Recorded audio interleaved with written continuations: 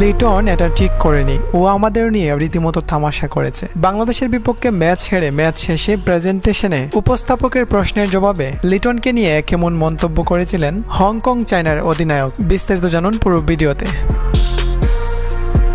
এবারের এশিয়া কাপে বাংলাদেশ তাদের প্রথম ম্যাচে হংকং চায়নাকে হারিয়ে দুর্দান্ত জয় তুলে নিয়ে এশিয়া কাপ 2025-এর জার্নিটা বেশ দারুণভাবে শুরু করেছে লিটনরা। টসে জিতলেও প্রথমে ব্যাটিং করার দুঃসাহস দেখাননি লিটন দাস, বোলিং নিয়েই শুরু করেছিলেন এবং বল হাতে দুর্দান্ত বোলিং করেছিলেন মুস্তাফিজুর রহমান, তানজিম সাকিব, তাসকিন আহমেদ ও কিছুটা করুচে বোলিং করেছিলেন রিশাদ হোসেন ও শেখ মেহেদী। এবং 143 রানের মধ্যেই হংকং চায়নাকে আটকে দিয়েছিল তাসকিন মুস্তাফিজরা। আর জবাবে ব্যাটিং করতে নেমে লিটন দাস তো একেবারে দুর্দান্ত ব্যাটিং করেছেন। প্রথম দিকে ভালো করতে পারেনি, তবে শেষ পর্যায়ে এসে খুবই চমৎকার ব্যাটিং করেছেন এবং লিটন দাসের 39 বলে 59 রানের এই দুর্দান্ত ইনিংসের জন্য খুব সহজেই জয় পায় বাংলাদেশ। হংকং চায়না বাংলাদেশের বিপক্ষে জয়ের জন্য একেবারে মরিয়া হয়ে খেলেছিল। পারভেজ হোসেন ইমনকে আউট করার পর এই বোলারের এমন অ্যাগ্রেসিভ রিয়াকশন দেখে এমনটাই মনে হবার কথা। ম্যাচ জয়ের পর ম্যাচ শেষে হংকং চায়নার অধিনায়ককে লিটন দাস কিছু একটা বলেছিলেন, আর প্রেজেন্টেশনে উপস্থাপকের প্রশ্নের জবাবে